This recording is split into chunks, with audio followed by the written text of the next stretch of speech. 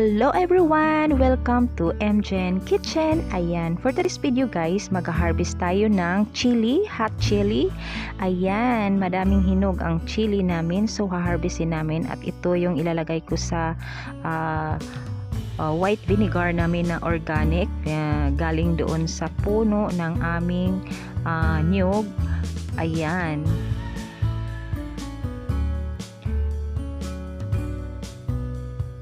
Ayan, marami na siyang hinog. Ayan siya. Ito yung ilalagay ko sa sukaan namin. Yung suka namin, yan yung ginagamit namin sa pag kumakain kami ng lumpia, like lumpia or sausawan sa pag kumakain ka ng dried fish or nagluluto ka ng paksiw. Ayan, pwede rin yan siya guys, pero medyo maanghang konti, pero okay lang naman kasi mahilig naman kami sa medyo maanghang. So yan yung gagamitin namin at lalagyan namin ng ginger at saka garlic. Ayan, napakabango niya guys. Ayan siya.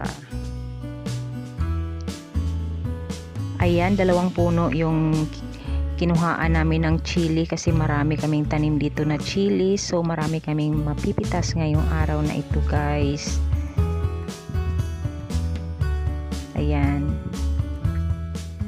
Ayan na siya guys, ganyan siya kadami, mga 1/4 kilo yan siya. At tatanggalan natin ng yung ano niya, yung tangkay, para hindi siya, pag nilagay natin siya dun sa may suka, hindi lulutang yung tangkay niya. Ayan, kailangan natin tanggalin.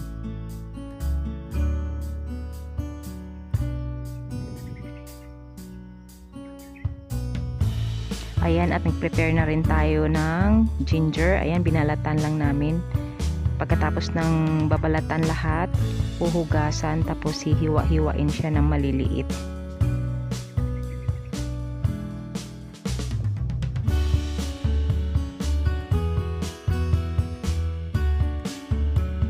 Ayan, at gagamit din tayo ng garlic. Ayan, tatanggalan din natin ang balat.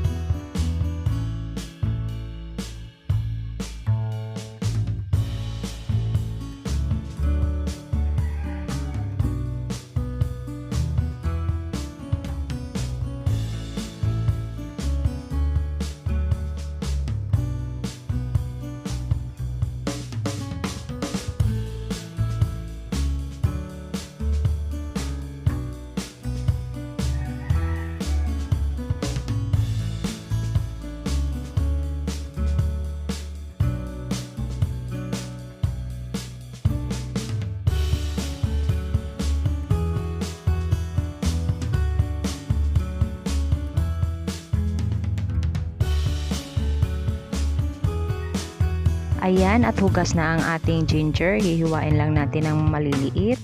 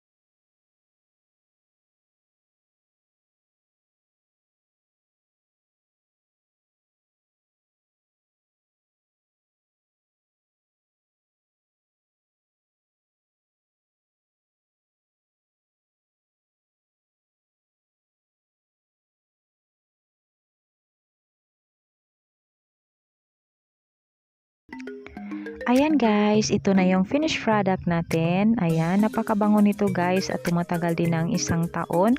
At habang tumatagal, lalo po siyang bumabango. At masarap ito gawing sausawan at pangluto sa ating paksiw na isda or pangluto. Ayan, kahit anong luto guys, pwede rin ito pang marinate. Ayan, masarap siya guys, mabango. At thank you for watching. See you on my next vlog. Bye-bye.